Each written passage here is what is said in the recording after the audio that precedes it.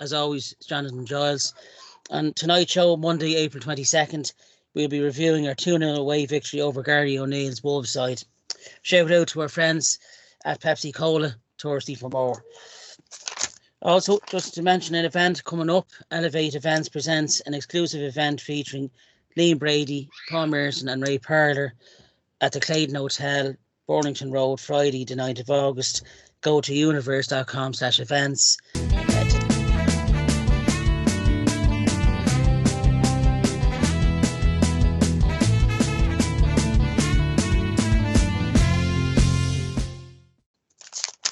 On tonight's show, I'm joined by my weekly guest now from the North Bank Summit podcast, Liam Gardner. How are you, pal? Yeah, good evening, Jonathan. Yep, I'm all good, mate. All good. Good to have you back on again, Liam. Always a pleasure. I'm also joined by lifelong Gooner. He comes on now and again, but he is a regular in the River Bar. Ed Scanlon, how are you, pal? Hiya, Johnny. Hiya, Liam. Yeah, feeling a bit better after last week's misery sessions, but yeah, we're markedly back on track. We're back on track indeed. We'll start with our review of Saturday's 2-0 away win over Gary O'Neill's Wolves side. It was an entry time going the first half from Leandro Trossard straight into the top corner. Bit of a scooped effort, but nonetheless, he comes good when we need him. Very influential player over the last year and a half or so. He gave us the lead, and then Martin Odegaard through the eye of a needle as the celebration showed a really good finish. From a good move, to be honest. Declan Rice sent it across the box, and there was Martin Odegaard to finish off.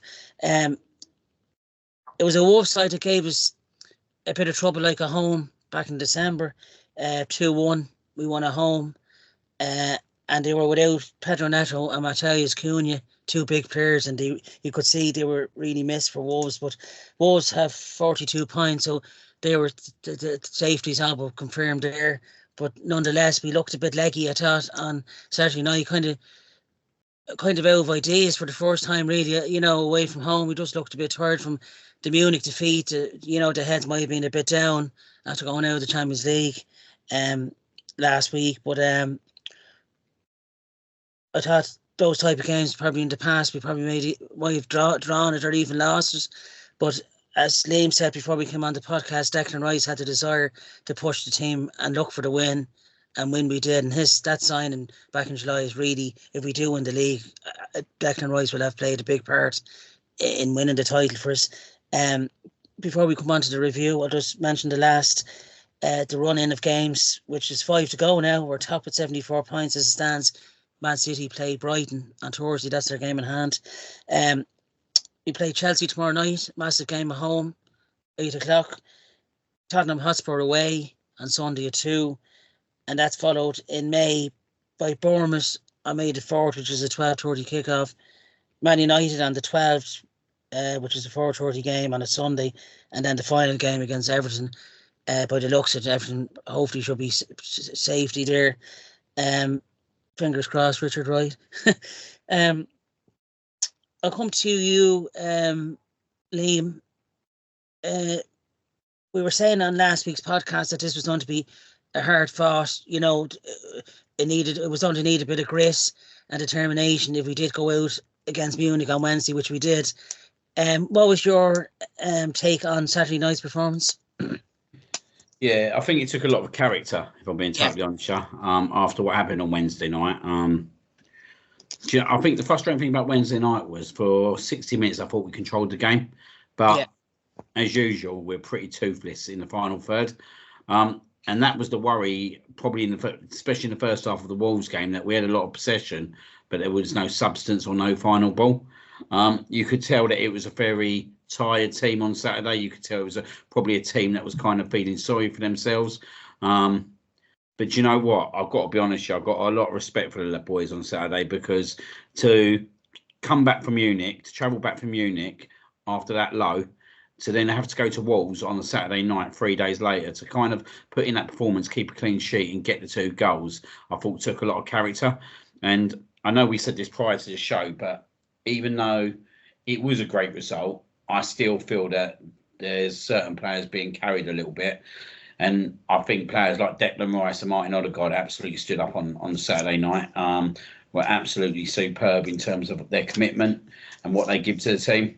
And I think once Thomas Partey come on Saturday, I think you then got to see the best of Declan Rice and the best of Martin Odegaard in that last 10 minutes. And Declan Rice just drove us. He just drove us forward to that victory, in my opinion. In that last 10 minutes, I thought he was colossal. Honestly, I thought it was absolute colossal. And it just shows you when you've got someone next to you who can just sit there and do the job, what effect Declan Rice can have to the team. And I just hope moving forwards now, going into Tuesday and Sunday, that I believe Jorginho will probably start tomorrow night, if I'm being totally honest, because he got fully rested on Saturday. But I think it was like, for me, it's like the Munich game. We need Thomas Partey playing that Spurs game for me. It's such a big game next Sunday. Is he fit enough to start? I don't know, but if we're going to go and win this title, I think we need Thomas Partey in there. Like in the first half, Liam, the lad for Wolves, Gomez, he had a shot that Raya saved. They went off the crossbar, but Kivior, he was very casual trying to control it on his chest, and that's how he lost it. Do you think, if Gomez had scored that first goal, do you think the heads could have went down? You know, if they scored the first goal, I think it'd been like most games in the season. Aston Villa and Newcastle. Once the first goal goes against us, and then teams sit deep and put the low block in, we struggle to break them down. And I think we'd have massively struggled to break them down, if I'm being totally honest. And coming back from midweek again to go 1-0 down, I don't think we'd have won the game. And if I'm being totally honest, I think we'd have done pretty well to draw the game. So for me, it was an absolute massive save. And I'm glad you've just kind of hit that save on the forehead, because I thought David Raya had a really good game, and he's had his critics this year, but I thought his handling on Saturday was second to none. I thought when he was called into action, he'd done what the goalkeeper needed to do. And it was interesting, wasn't it? At the full-time whistle, him, Saliba and Gabriel were all bunched up with each other. Yeah. They just looked absolutely knackered. But they knew what they had. They knew how important his 3 points was. And hopefully now, we're winning that game, it will pick their heads up and then give them a lot more energy and drive for the Chelsea game on Tuesday. You mentioned as well in your comments there as well, Liam, you said some players were being carried. What players in particular do you think were being carried in that match? I know I pointed out myself, I thought, in my opinion, Kivior kind of struggled there. Did you on Saturday? Yeah, I think Kivior's done a job at left back, but if we're being realistically honest, Kivior is not a fullback, and you can play a player there for certain parts of the season and get away with it. But when you're talking about the business end of the season and the need and desire to get results, it's a tricky situation, isn't it? Like Zinchenko, for me, hasn't performed up to the standard this year that he's obviously required. Obviously, Timber's out. It's obviously a big issue out there. Tomiyasu, if Tomiyasu's fit, personally, at the moment, I'd play him out there all day long. And hopefully he'll be back tomorrow night. I think in midfield, I think Havertz does a good job, but you know what? For me at the moment, with our front line as well, he's not the player to be playing in the left eight. For me, that should be Declan Rice all day long, and then we should have a defensive midfielder. And I just think up top at the moment, we're just out of ideas. I think Saka's absolutely exhausted. So I don't want to say we're carrying him, because we're not, and he's still trying his absolute very best. But the realistic thing about Saka is that he has got an injury. It's obvious he's got an injury. He's overrun, and he just looks absolutely knackered and tired. Jesus is just out of form, but do you know what? Fair play to him. He did set up the first goal, but his finishing is just not to the level we need as well. And Trossard, great goal again. But is he the answer? Probably not, if I'm being totally honest. And for me, if it was for me, I'd play Havertz up top centrally and probably have Trossard coming off the wing, if I'm being totally honest, or Martinelli. In terms of our two goals, Trossard and Odegaard, were you happy with the way the two goals went? Trossard's our best finisher in the team, isn't he? So yeah. The goal reminded me of the Everton goal at the start of the season. Yeah, actually, yeah, absolutely reminded me of that goal. And he has got that ability, but the problem with Trossard at times is that he kind of floats in and out of games. but he has got that ability to score that goal, and he scored that goal. Can he do it game in, game out? Not so sure, but do you know what? He's our go-to man at times. We needed him on Saturday, and he stood up again. But I don't see Trossard moving forward, especially next season. He's never going to be a first 11 team player for me. Like, I think for us to move forward, we'll potentially need obviously a higher class player. But you know what? He offers a lot of. He's very versatile. He can play across the front three, and he can deliver. And he's a great player to have come off the bench, as seen at Bayern Munich at home. So he's a player I really like. I just think when we move forward at the end of the season, he's not a player that's going to be in that first 11. Yes. We did look a bit leggy, all right, on Saturday, but we, as we said, in the past we could have either drawn or lost it, and the character was there, and Declan Rice and co pulled together, and I think the goals came at I think the first goal probably came at the right time, because we were going into half time 0-0. The dressing room might have been a bit down. They might be saying to themselves, "Oh, here we go again. This could be another Aston Villa Munich." Wolves could have regrouped and really went for it. But I think the goal probably deflated Wolves a bit. And then obviously, the icing on the cake was from Odegaard. And I think when you look at the players' faces at the end, we were just relieved to get out of there with 3 points. Coming on to yourself, Ed, you were saying before we came on the podcast, you were at the Aston Villa game last weekend, which put a huge dent into our title bid. What did you make of Saturday's game compared to as the Aston Villa defeat? Did you see huge improvements there?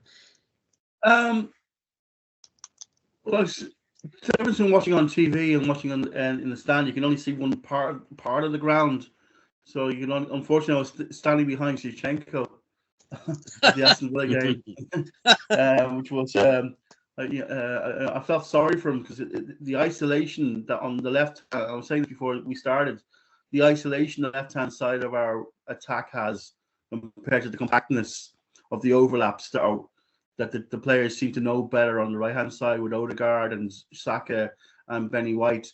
There's more natural sequence there, which there's more changes, as Liam says.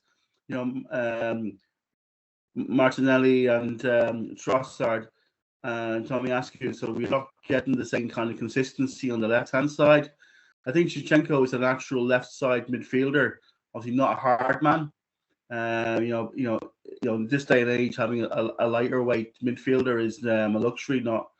And as Nina said earlier, when I was reading the stats before this on Arsenal.com with Aidan Clark, the amount of running and work that the lads put in on Saturday was absolutely off the scale. They ran their socks off, literally. And this is like a few days after Munich, and then coming into the Chelsea game tomorrow. I mean, they really, really wanted that win, and they fought for it, and they completely outplayed Wolves, but that doesn't mean they're guaranteed anything.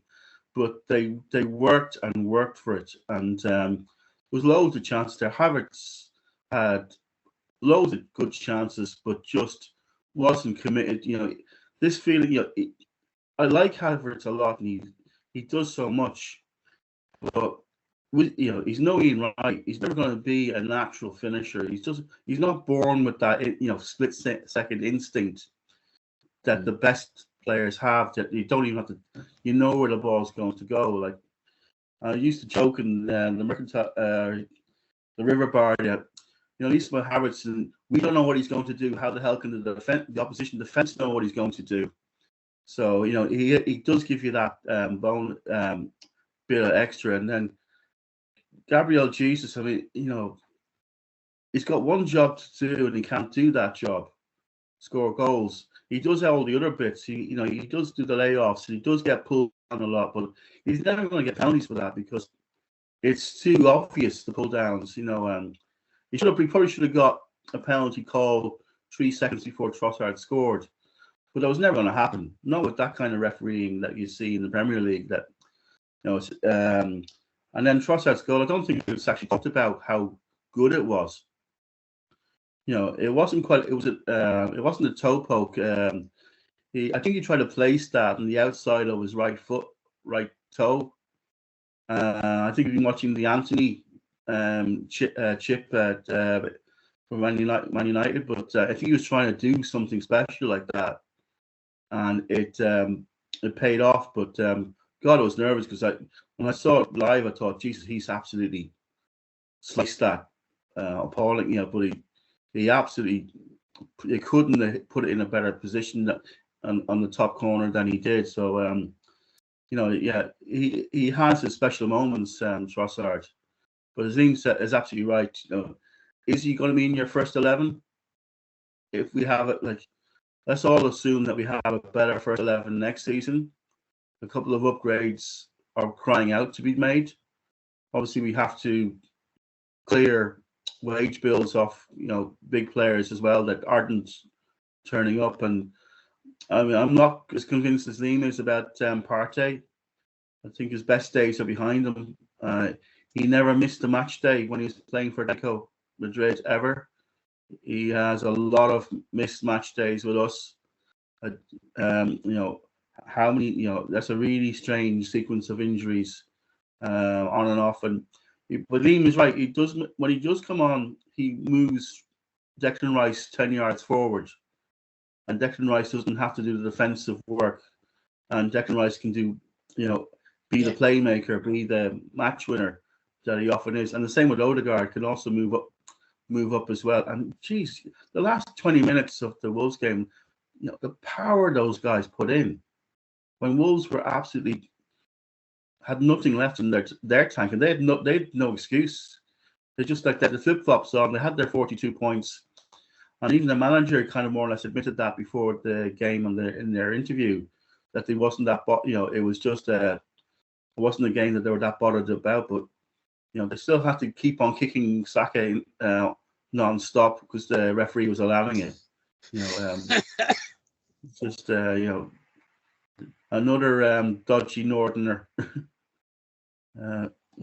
constantly picked. But that was my take. It was actually sort of pleasurable to watch the game, as long as nobody got injured. It was just Arsenal were in not top gear, but they were doing enough, and they were, I always admire hard work. That's the least you can expect from a professional. To have a bad day, that's here or there, but you have to work. The hod carriers will always have to work, but the craftsmen have to do it sometimes as well. And that's made the difference on Saturday. The craftsmen did the lifting. Yeah, it was.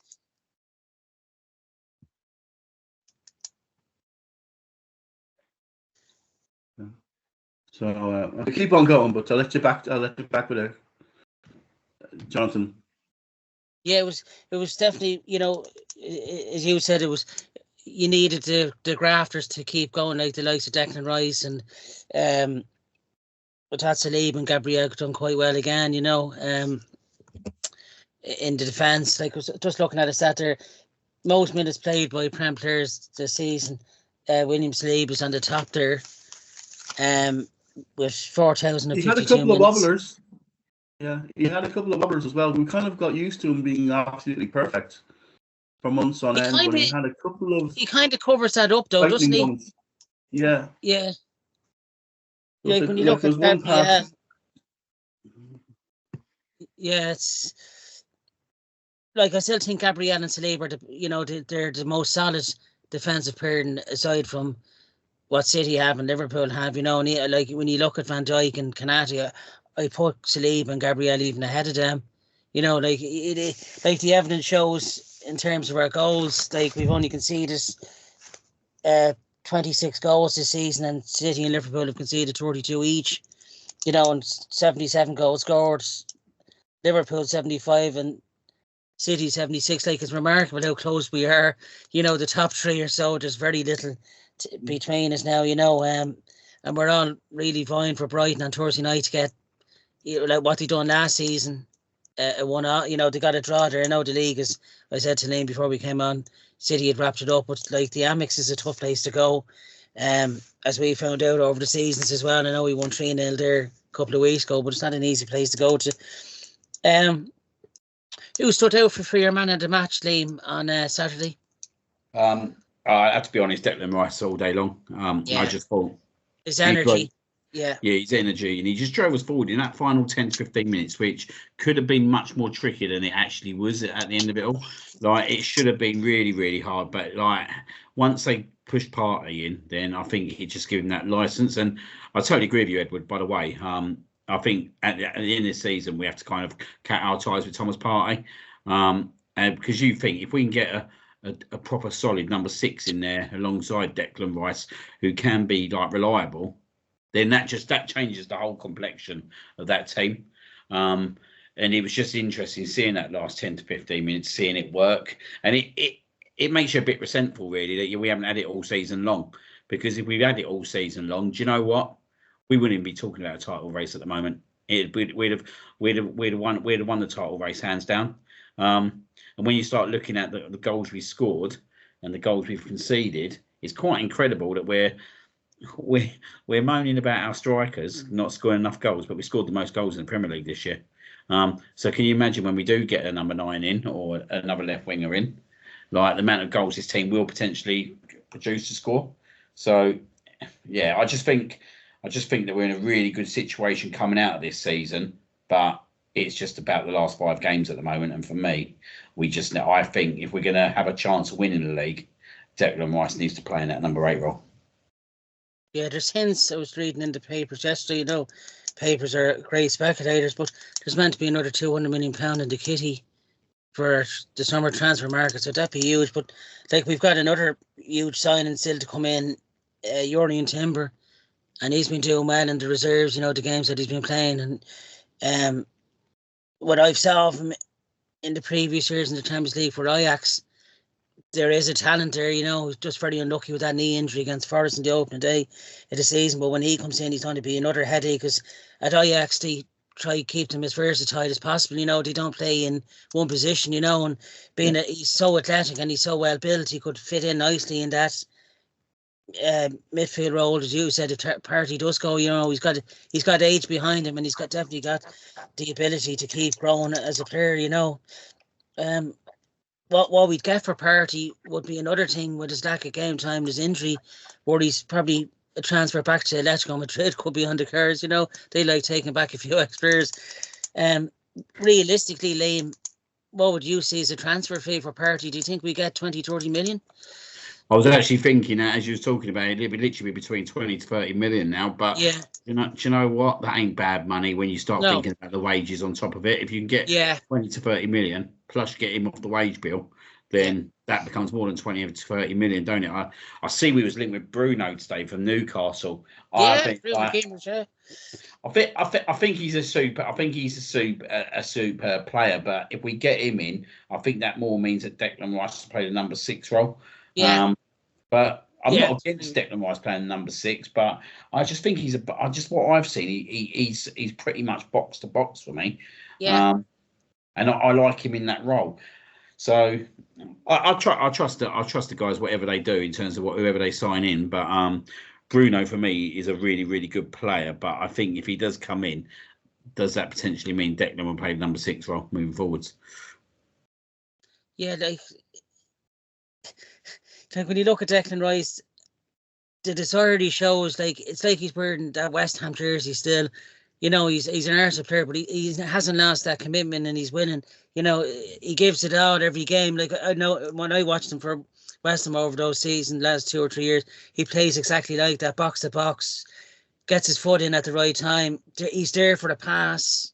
He covers well. He's got a bit of pace about him. He's an all-round player. He's just the 105 million when you look at it now as a snip.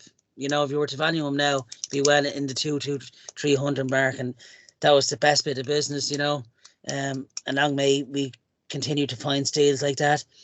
And a shout out for our one of my old favourite players, Granit Xhaka. Congratulate him on the Bundesliga win, and just hopefully making sure Harry Kane has continues on his curse. I am actually. I'm delighted for Granit Xhaka. A while longer. Yeah. I think the last 2 or 3 years he's really performed, hasn't he? Yet he's a different player now, isn't he? Yeah. Well, again, was he released into a better place Yeah, in the there's the team? thing. Like, Yeah. pushing him forward Yeah. into that attacking midfielder. And certainly Declan Rice has that in his locker as well. Like, I think it took us about 6 years to find where Granit Xhaka would play best, and it was on last season with us when he was absolutely on fire in that position. And and we need that player to take on shots from outside the box and stop us being as predictable as we can be, like the old, walking football into the box and trying to Wenger ball a goal. It can be quite easily read by defenses. So having the power outside, in attacking midfield is going to be needed. And there's a couple of other players on the wage bill. So if we have spending money, we also need wage money. So there's a few players that are at the end of their Arsenal careers, probably, that was I love Elneny, but that's another player that could be added to the kit, put it into the kitty for summer. Poor old Smith Rowe. I mean, we could have a whole hour conversation about him. Arteta just doesn't see a future for him. Yeah.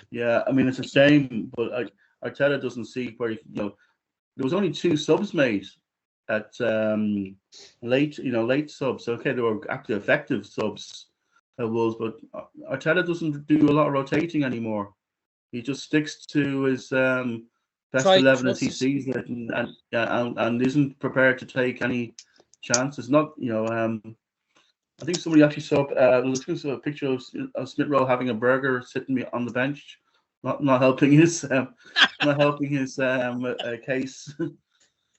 Yeah, when I looked at him and you would have a better view of this from last Sunday, that one moment, Ollie Watkins, he just looks very unfit, doesn't he? He's put on a few pounds and he's not shifting. He looks like he's a player resigned to possibly going in the summer, isn't he? Well, again, it's money for the kitty, but we will need rotation. If we go into a Champions League campaign, we were sort of lucky we're out of the cups. Yeah. But if we went for those as well, I mean, you need 25 players, and okay, Arteta doesn't trust 25 of his players. Yeah. People are going to complain that there wasn't enough academy kids, but we had no games this season where you could put in academy kids with comfort. I don't even know where Vieira's gone. I don't even know if he's, is he injured, or he can't be injured? And I don't think. But again, he's not. Those players are not going to get back into this team. I think the thing with Fabio Vieira, Ed, he's just too lightweight and he hasn't bulked up. He's not Premier Made yet. Do you think that? Do you agree with that? I think the days of the Santi Cazorlas and the playing with 6 or 7 little midfielders like Guardiola, made a point of winning the league one season, doing that just as a proof. But it's not the current Premier League, where it's the land of the giants. And I'm glad we have big boys in the back, and across the team. There's a lot of 6-footers or plus in our team now, and they're badly needed. We can't be bullied anymore. That's one thing that's improved. We don't get kicked off the park. We put it back up to them. That is a massive improvement. So I'm happy with that. Yeah. And that just briefly, before I move on, your man of the match from Saturday yourself from the Wolves game? I agree with Liam, but I think it was a pair of them. I think Odegaard and Rice. I mean, we're lucky to have both of them, and it was the pair of them that forced the game and went for the second goal, and also they were pretty much assured that we weren't going to concede as well. So they were box to box and covered everything. So Declan Rice, just by a hair, but the pair of them were outstanding in midfield, and we but can they keep doing that for the next 5 games? That's the big ask. Massive games. hopefully Bournemouth and Everton aren't the massive games, but every one of these points will count. Yeah, I agree with yourself and Liam. Declan Rice for me, it does his desire to win that match on Saturday, to seal the deal, to get that second. And I don't know, countless times that he's done that. He's dragged us out of the gutter when we were struggling in a game and pushed us forward to win. And yeah, we're top for a reason, through grit and determination. And like, I know we were winning a few weeks ago 5-6-0 all the time, but we're starting to come back to ourselves, winning the odd 1 or 2-0, and I'm happy enough once we get over the line with 3 points. Which brings us on to another massive clash tomorrow night against Chelsea at home. Very similar to last year. This fixture is around near enough to the same time. We won 3-1. Odegaard scored a couple of beauties in this one. It was 2-2 at the Bridge back in October. You really don't know what Chelsea will turn up. They've been so up and down this season, like last year.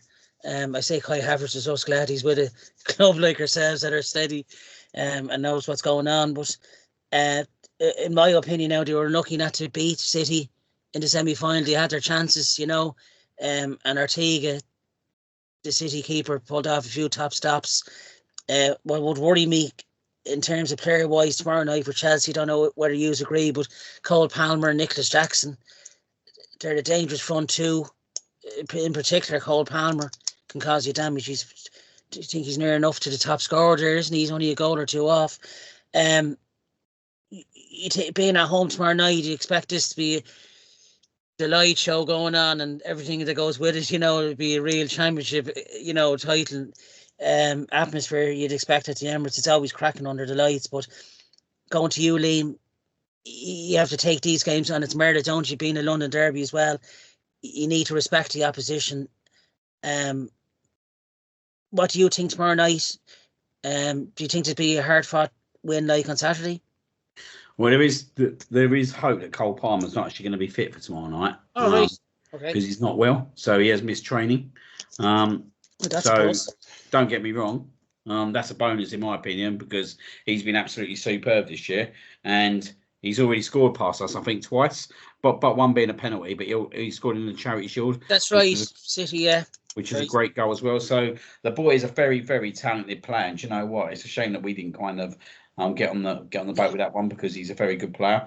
But that being said, like Chelsea and Arsenal got a massive rivalry. If anything, it's literally on the board with Arsenal and Tottenham, if I'm being totally honest.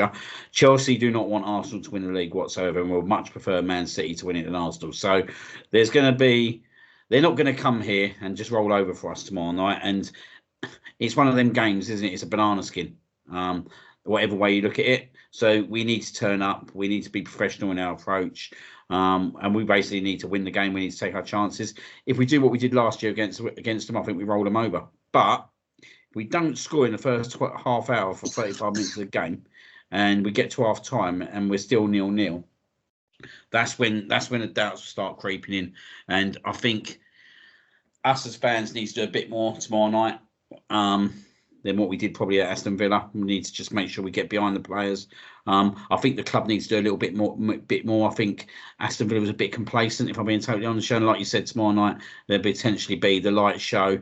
There'll be probably a lot coming out to kind of raise the spirits. And we got to remember again, it's another game that we're playing 3 days after another game. So the crowd are going to be a big factor tomorrow night. But that being said, I think we will get the win tomorrow night. I don't think it's going to be easy whatsoever.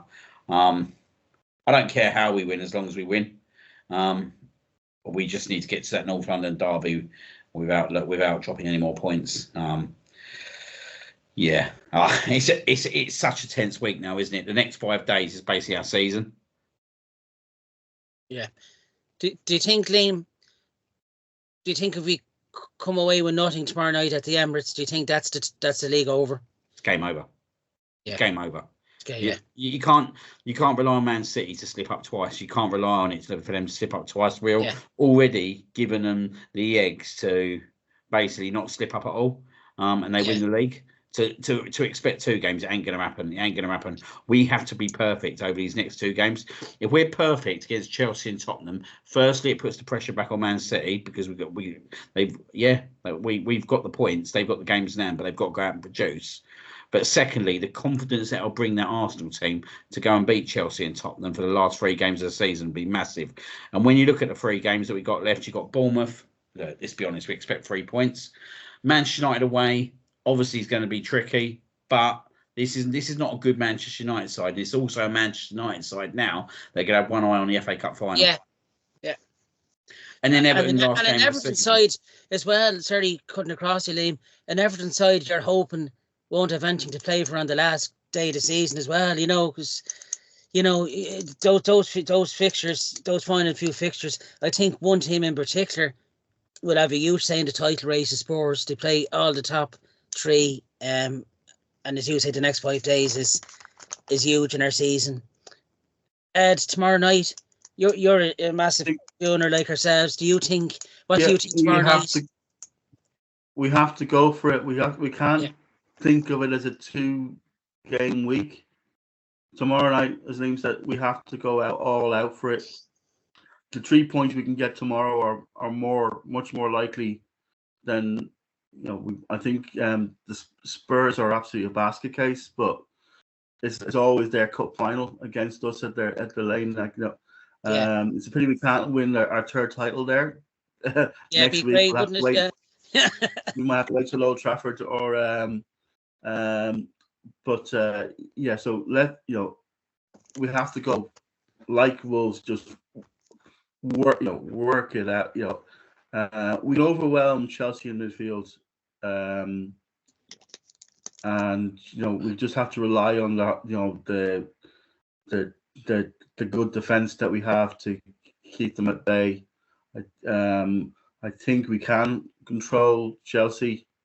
But I think our only worry is that our goal scoring opportunities are drying up a bit, and we are forcing our chances to score. And it seems to be that always the nerves at the Emirates get to the players, because if the fans start to get edgy, it just plays against them. They seem to be much more comfortable on the road, playing with the away fans.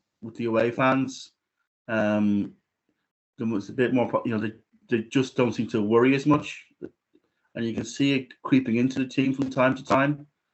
So I think they'll do it. I'm sure they will. As Liam says, Brentford, Everton are the games you'd be happy to have in your pocket going into the end of it. And let's be one thing. I read that Everton wouldn't be too keen on giving Liverpool the league title on the last day. That's another Yeah, that's a very good point. Yeah. And to be honest, all fingers crossed. I think Liverpool play Everton at Goodison Park on Wednesday night. A draw there, because Liverpool are, I think over the last month or two they've been scraping results. They're looking at, they've had some injuries this season.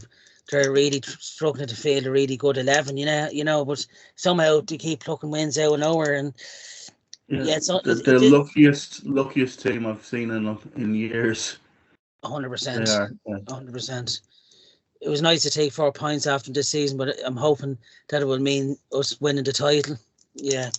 That game is on TNT Sports tomorrow night, not Sky Sports, at 8:00. Another massive London derby, as they always are, but more importance on it being the end of the season. Another one on Sunday then against Spurs. We'll be doing a review of the Chelsea game on Wednesday night as well. Just briefly to last week, lads. The 1-0 loss at the Allianz Arena against Bayern Munich. In your opinion, Liam, I think in my opinion, the tie is probably lost at home in the first leg, given those 2 goals away. I think we needed to go to Munich with a 1 or 2-0 goal lead, But hand on heart, on Wednesday, Liam, in my opinion, I don't think we've done enough to really go through to the semis. What do you think, in your opinion? Do you think we deserve to bow out on Wednesday night? Yeah, we totally deserve. It's a tricky one, isn't it? I don't think even Bayern Munich did that much more than us over the 2 legs, but they basically put the ball in the back of the net in the second leg, and we didn't. We had our opportunity in the first leg. If Ben White puts that second one in, then that's a total different tie. But do you know what? If I'm being realistically honest, we're not at the level yet to compete with the likes of, especially Real Madrid. I even think Manchester City, I know we've got 4 points out in this season, but I think if we'd have got them over 2 legs, their experience would have probably told. And I think the guys will come away from this with a lot of learnings in terms of the Porto game and the Bayern Munich game. And we just didn't have the squad to compete with both the title and the Champions League. And that's it at the end of the day. We didn't have the squad, we didn't have the experience, and we probably bowed out at probably the right time for us at the moment. Now, that being said, it took Pep Guardiola 7 seasons to win the Champions League at Manchester City. Yeah. So you can't be expecting Arsenal to go and win the Champions League on the first full season back with the amount of players that hadn't played in that tournament before. So the way I'm looking at it now, it was disappointing, but I was more disappointed with the Aston Villa defeat than the Bayern Munich defeat. I expect to beat Aston Villa at home. I don't expect to beat Bayern Munich away. And I just think it'll be a good experience for the boys. I think that we'll go back there next year in the Champions League. We'll have a stronger squad and we'll give it another go. And there's no shame getting knocked out to Bayern Munich. Yeah, they're not having the greatest of seasons, but we have to be realistically honest, yeah, right? Yeah, they've not won the German League this year, but Leverkusen have had an absolute freak season. They've absolutely just smashed the German League to pieces. Doesn't make Bayern Munich a bad team overnight. It just means that they weren't good enough this year to compete with Leverkusen. And when you look at Bayern Munich on the bench, they had Müller and that, you sit there and think they had the experience on there if they needed it. What was we going to bring on realistically? Not much. So I think it is what it is at the moment, but it just shows you where we are at the moment. Yeah, and what was that? I think it was about 7 or 8 years for us to make the Champions League again. As Arteta says, we took a huge step getting to the quarterfinals, maybe kind of a bit too quickly. But as you said, the likes of the Bayern Munichs, the Madrids, the Barcelonas, they have that Champions League experience year in, year out. And like when you look at the whole squad, really, there was no one with Champions League experience bar Partey and Jorginho, really, So, and as you said, experience will count for a lot. Them boys will learn from these last 2 or 3 seasons, especially this season in particular, what the level is. And sadly, as Ed said earlier on, and you said some of them players just won't be there in the summer, because when you look at the bench and Ketty, he just can't change a game for you. I think he brought him on probably a bit too late. Ketty needs nearly a half to really get into a game. But in your opinion, Ed, did you think we deserve to bow out at the right stage of the competition? It's a shame, and we were within, in the first leg. I mean, I still can't figure out why Saka made his run into Neuer so obvious.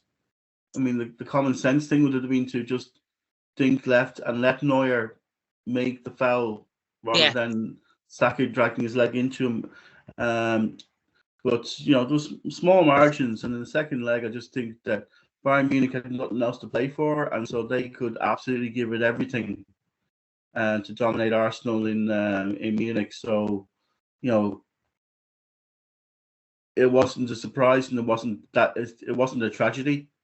It's learnings in some way, we kind of dodged a bullet. I mean, if we had to play City over two games in the coming weeks, that would have been the league title over. If it was Real Madrid, I would have thought, well, nice 2 games to play, but 2 games at a level that's massively above our level right now, a level that we can probably get to. I mean, it took Wenger, you see the pathway in, back in the great days that, it took us 4 or 5 years with our best team ever to get to 1 final, 2 semi-finals with far better team than our current team. No offense to the current team, but the best team we've ever had, was struggling to get to finals back then. So we need to lay off a little bit on the stick with Arteta and the current team on that.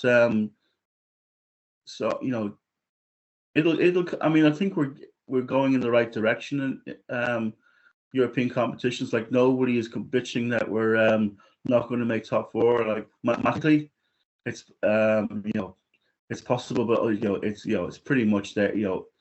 Automatic qualifying. And we'll be strong next year as well by the looks of things as well. So it's just getting the fine tuning of the final pieces. And we're also competing against in England against two clubs that usually get 90 points. Yeah. I was looking at our league tables of where we won league titles over. We probably have enough points to have won 3 or 4 league titles now. And if we get to over 80, we'll be 80, 84, 85 if we go on a strong finish. That would have normally got you a league title. But just the performance level of the very best clubs, Liverpool and City, have pushed that to ridiculous levels. And then Chelsea were doing it 10 years ago with 100 points. So to win the league in England is actually probably harder than winning the Champions League for the likes of Arsenal at the moment. And I think we'll get to that level very soon, but I don't think it'll be this year.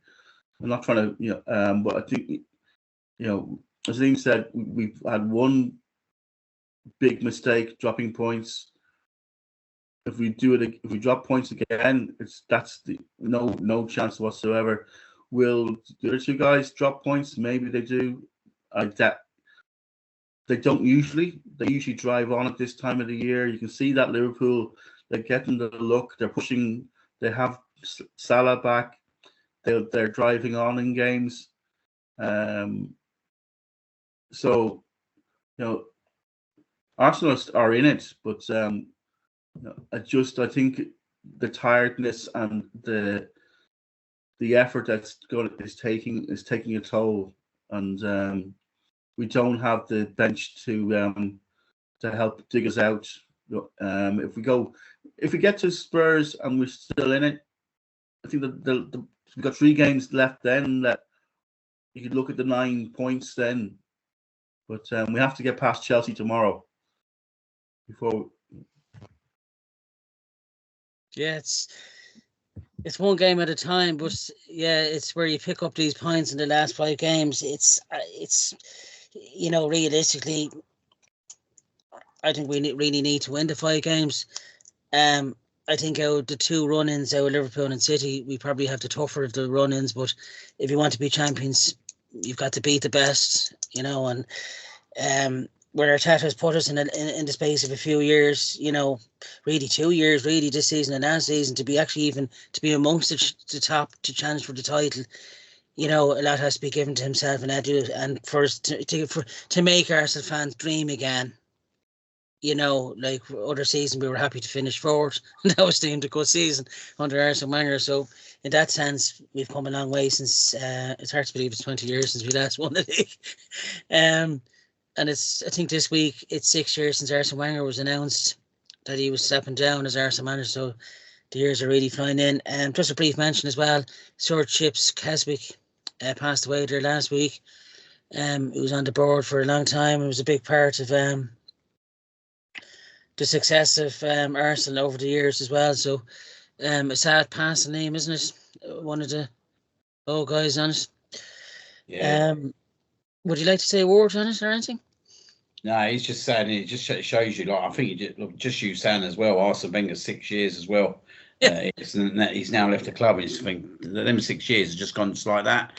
But it's always sad when obviously an ex-member of the Arsenal community obviously sadly passes away, and obviously he put a lot of hard work in for us over the years. So obviously thoughts go out of his family at the moment. It's sad to see, and obviously just thoughts go out to his family and friends at present. Would you like to say anything yourself, Ed, on Sir Chips? Yeah, well, I've read about him a bit, and He got his first job when he was at 12 at Arsenal. He was playing football out in the street outside, and he rolled the ball under it for chairman's car, and said, "You boy, get that." But then again, he was from Eton, so I don't know what he was doing playing football in North London back then. But like, you are the establishments of Arsenal, that made the Arsenal a class above everybody else. Like, Eton and the Bank of England and blazers and ties, club level, like fresh flowers and marble halls.